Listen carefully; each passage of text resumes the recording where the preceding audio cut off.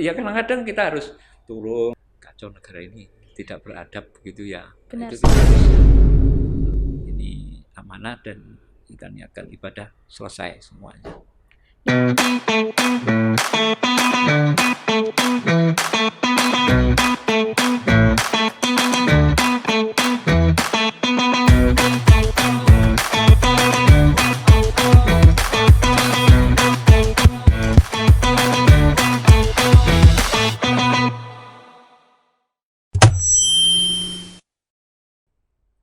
Assalamualaikum warahmatullahi wabarakatuh. Selamat datang di Fispot, Visip Podcast. Bersama saya, Lenina Danovianti, di segmen Ngobrol Bareng Dosen. Nah, di segmen kali ini kita akan membahas salah satu 6 area perubahan zona integritas, yaitu penataan SDM aparatur. Nah, Sobat Visip pasti penasaran kan apa yang akan kita bahas terkait tema kita kali ini? Dan pasti Sobat Visip merasa awam ya tentang uh, penataan SDM aparatur ini. Oleh karena itu, kita akan membahasnya bersama dengan narasumber yang luar biasa, tentunya ahli dalam bidang ini bersama dengan Koordinator Penataan SDM Aparatur, ada Bapak Ari Wahyu Pranata. Selamat datang Bapak. Selamat datang ya. Gimana kabarnya Bapak hari Ya, ini? baik, alhamdulillah. Mungkin sebelum kesini Bapak ada acara sebelumnya, teh? Iya, jadi tadi ada sedikit seminar kolegial di laboratorium Labsos ya. Jadi Gitu. yang menarik sebetulnya.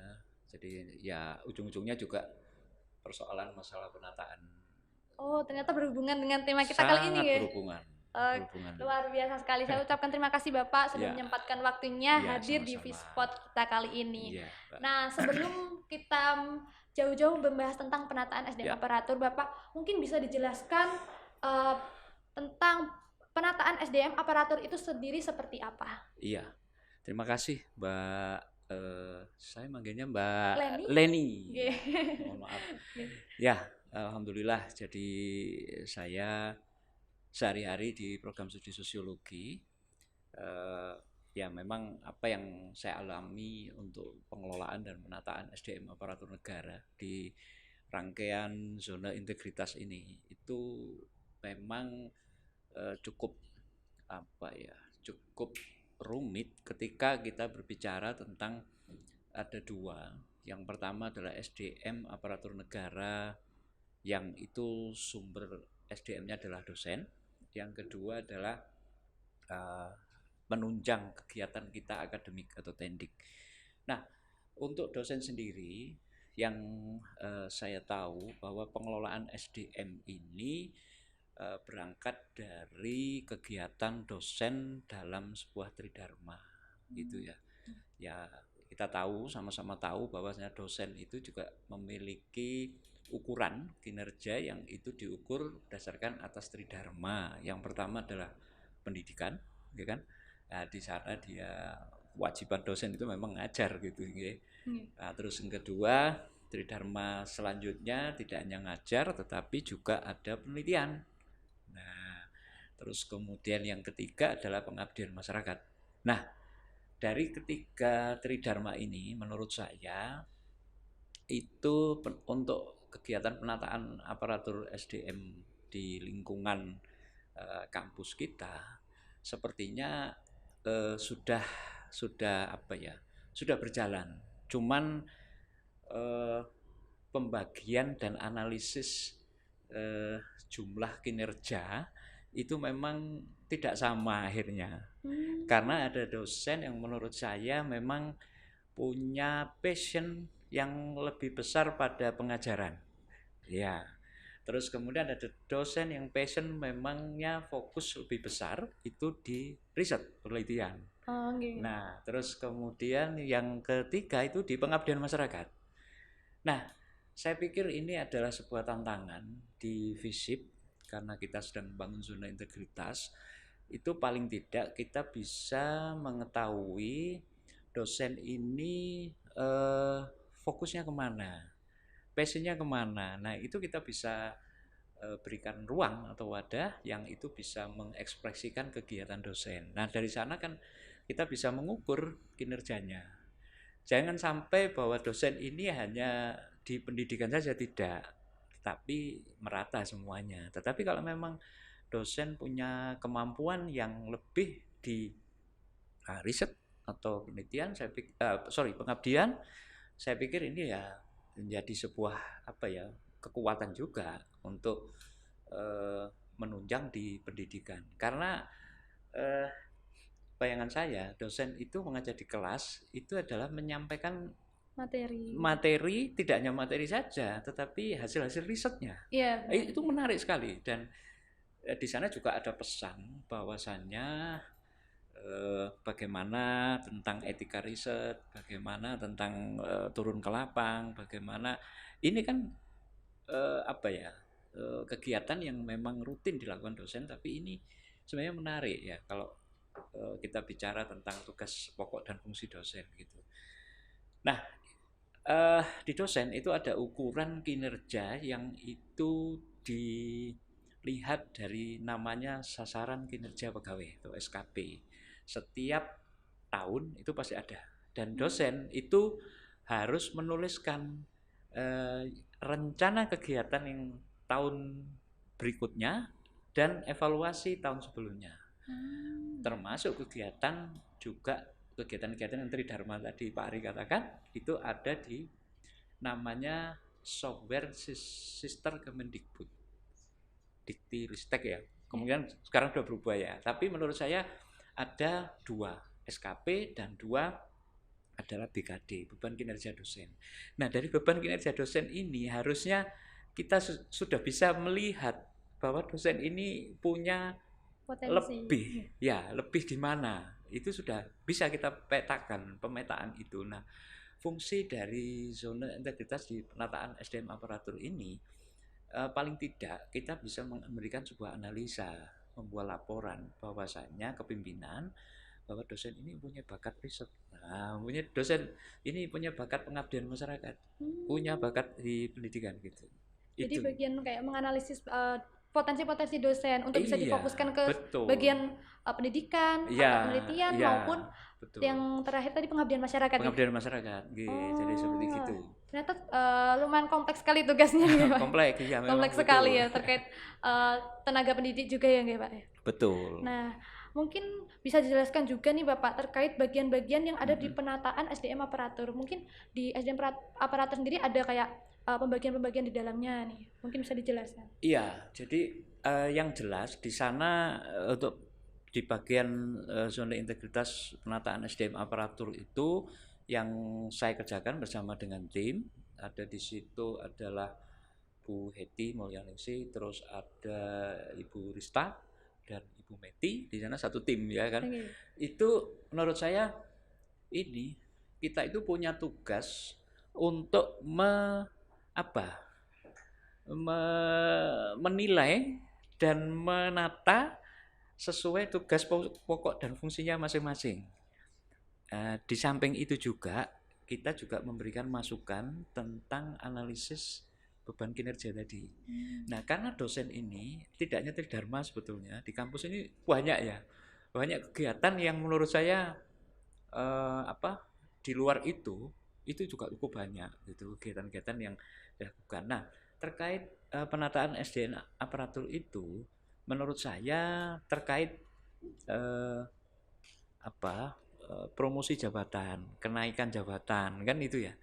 Analisis apakah beliaunya ini mampu menjabat sesuatu, jangan sampai tidak prefer di situ, tidak nyaman. Nah, ini kan ya harus ada analisa itu. Kontribusi dalam mengatur itu. Iya. Jadi harus ada analisis menurut saya ke depan. Ini menurut saya harus ada analisis peta jabatan yang itu bisa akhirnya nanti ujung-ujungnya adalah job desk-nya itu harus jelas, job desk-nya. Jadi tidak tumpang tindih ya. Benar. Nah, di situ zona integritas untuk penataan SDM aparatur. Oh, kalau terkait penetapan pegawai juga itu termasuk tugasnya dari penataan SDM aparatur atau tidak, Bapak? Iya, jadi begini. Salah satu tugas dan pokok dan fungsinya untuk penataan SDM itu kita juga melihat ya. Jadi mana Jadi sebenarnya dosen itu sudah otomatis di dalam sistem Kemendikbud itu, laman sistem itu, dia sudah otomatis sebenarnya, oh ini harus naik pangkat, oh ini harus naik golongan, oh ini harus ini, secara otomatis sebenarnya sudah ada. Jadi sudah by system, hanya memang yang menurut saya perlu dibuatkan sebuah standarisasi SOP tentang beban kinerja tambahan. Jadi kinerja tambahan dosen yang menurut saya di FISIP ini perlu sebuah apa ya, matriks atau sebuah ukuran bahwasanya jobdesk misalnya selaku ketua jurusan, selaku dekan, selaku wadek itu apa saja dan beban kinerjanya apa saja sehingga dianalisis. Nah, itu memang tugas dari penataan SDM aparatur. Karena selain tugas yang memang wajib Tridharma tadi, kan dosen di kampus kita ini ada kegiatan yang itu tambahan, yang itu kewajiban untuk mengorganisir lembaga ini. Gitu. Terus apakah bagian SDM aparatur ini ikut merekomendasikan jika suatu dosen itu bisa mungkin ditempatkan di sebelah ditempatkan bagian ini karena potensinya seperti ini atau dinaikkan jabatan seperti itu? Iya. Jadi pasti itu. Jadi pasti dengan cara kita melakukan pemetaan jabatan, SOP, terus potensi dosen kan sudah kelihatan gitu. Dilihat dari sistem Kemendikbud dalam BKD itu sudah kelihatan tuh. Oh, prosentase misalnya saya seneng di riset gitu, makanya udah kelihatan tuh paling banyak poinnya di riset. Nah, publikasi macam-macam. Nah, dari situ kan kita bisa narik data. Jadi mana-mana dosen yang memang passionnya di riset, mana-mana dosen yang memang lebih besar poinnya di pendidikan, riset dan pengabdian gitu. Gitu. Nah, selanjutnya nih Bapak, apa dampak pengelolaan SDM aparatur yang kurang optimal terhadap akuntabilitas birokrasi ini, Pak?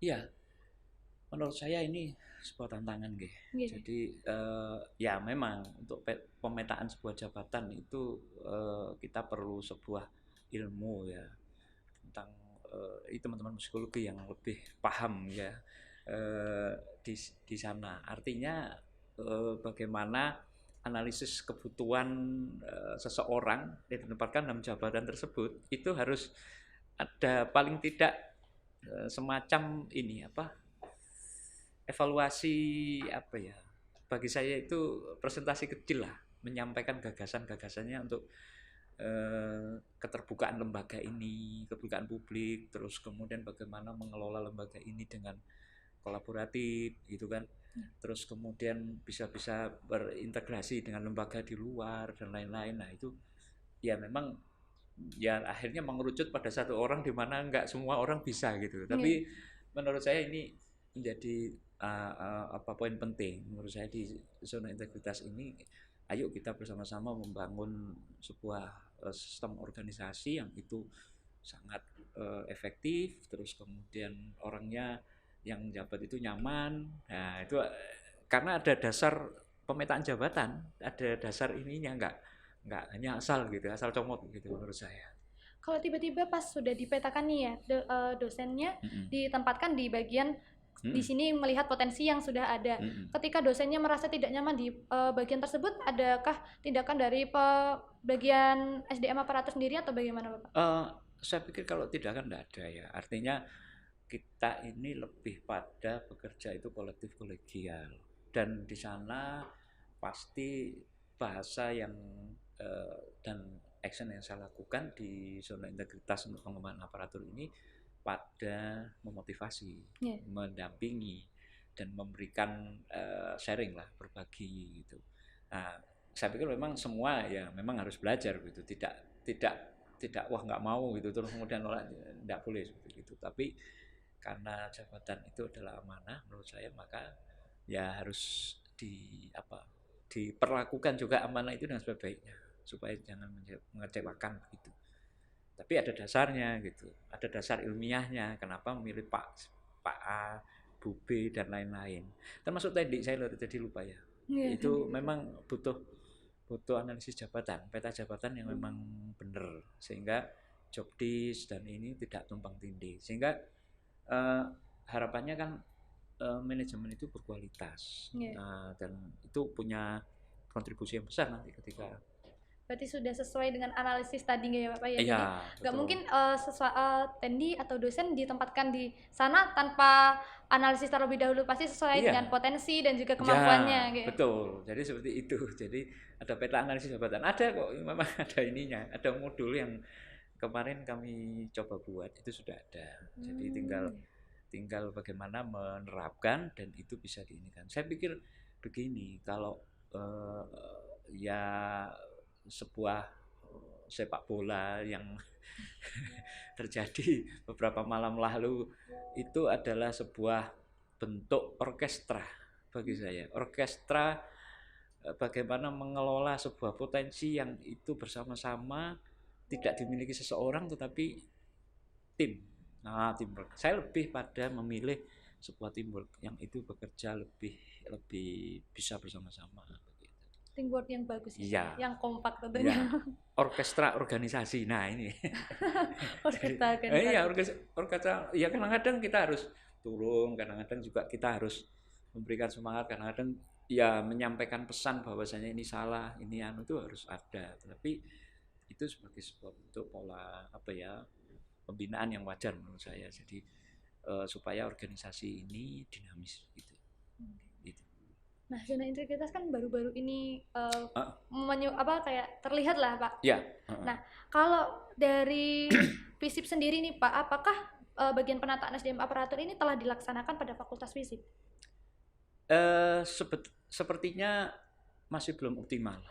Jujur saya katakan masih belum optimal karena beberapa jabatan yang memang harus diberikan pada orang yang memang ahli dan memang ini harus sesuai, itu harus diadakan sebuah analisis lah ya, peta jabatan yang tepat itu di sana. Ya. Luar biasa. Monggo Bapak bisa diminum dulu. Oh ya. Ya, nggak apa-apa. Ya dari tadi kan sudah bahas banyak nih Pak. Ya. Luar biasa sekali sih. Saya juga benarnya baru tahu ini Pak. Gitu ya? Baru dengar soalnya. Terus saya searching ternyata baru dibentuknya tuh sebulan Juli ya. Orkestra organisasi. Nah, ini. Orkestra.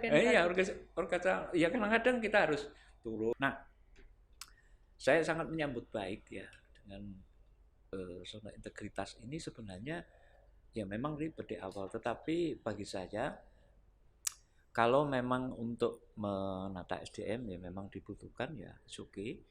Dan satu hal untuk zona integritas ini nanti pada saat akreditasi atau peningkatan status prodi atau fakultas atau universitas kita sudah nggak repot karena kita sudah punya jelas gitu. SOP-nya jelas, peta jabatannya jelas, yang menjalankan jelas, orkestra manajemennya ini it's okay gitu. Jadi orang nyaman akhirnya. Jadi seperti itu. Jadi mungkin setelah ini nanti bisa lebih terstruktur, jadi lebih kompleks ya Pak ya. Terkait tentang penataan dari SDM-nya sendiri. Dan job desk-nya juga. Jadi lebih tidak harusnya dosen yang seperti ini dengan potensi seperti ini sudah di tempat yang seharusnya tepat, gitu. Enggak, betul.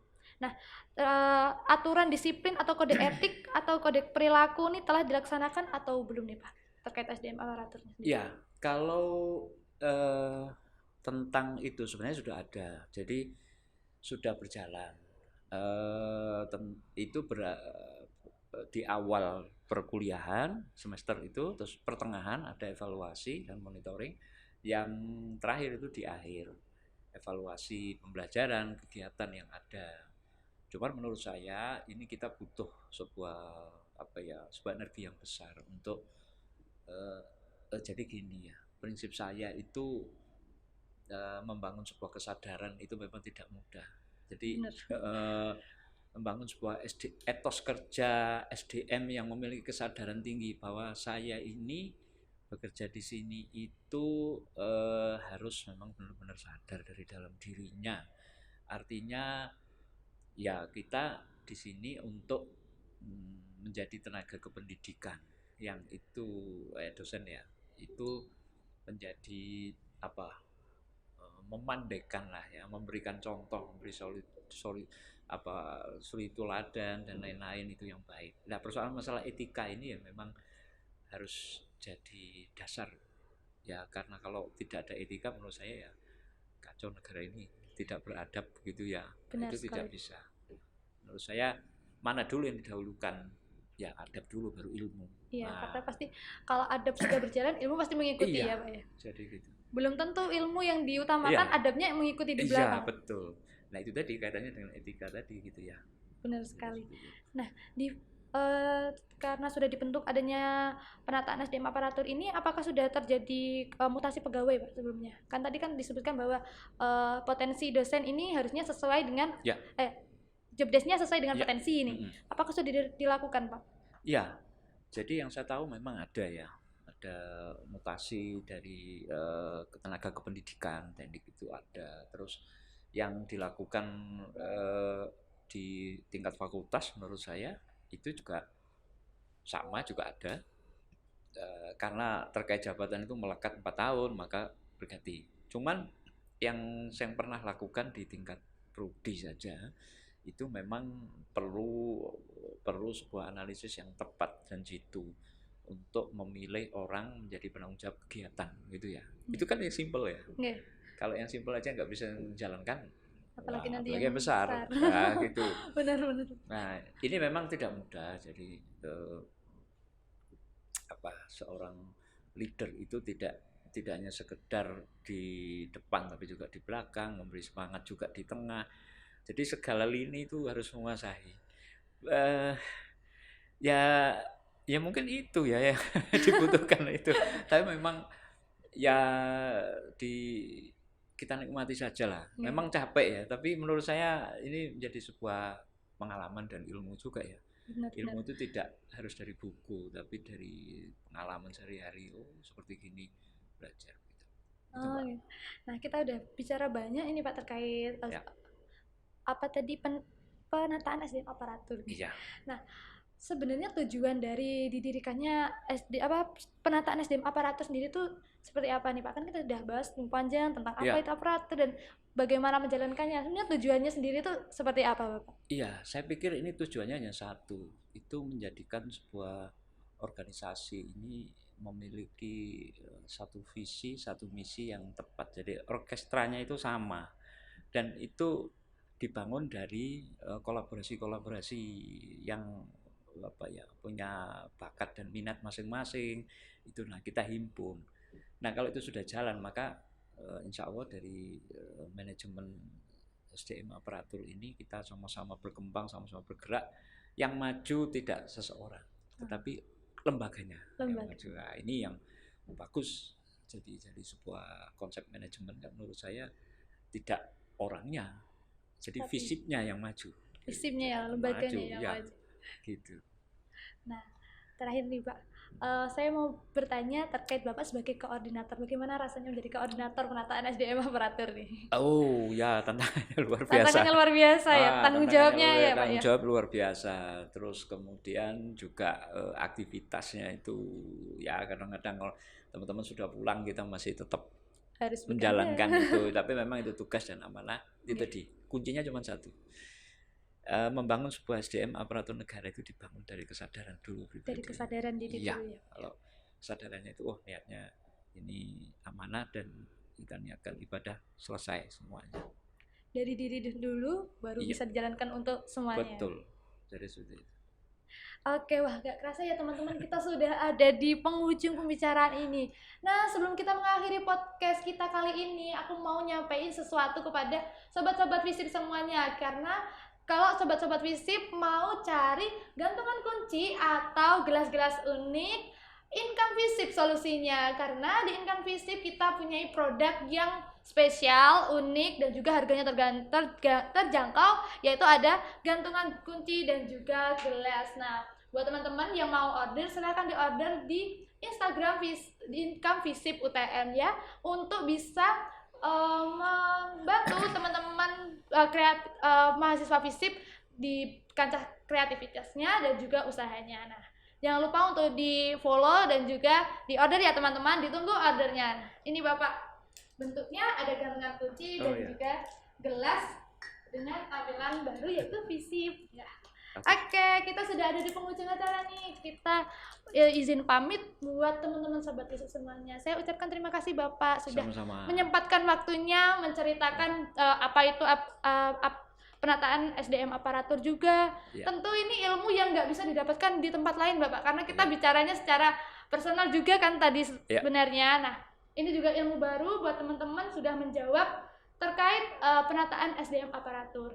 Oke, jangan lupa ikuti Vispot lainnya dan jangan lupa follow sosial media Visip baik itu Instagram maupun YouTube. Saya Lenina Danovianti selaku host pamit undur diri. Wassalamualaikum warahmatullahi wabarakatuh. Waalaikumsalam. Visip ngehits.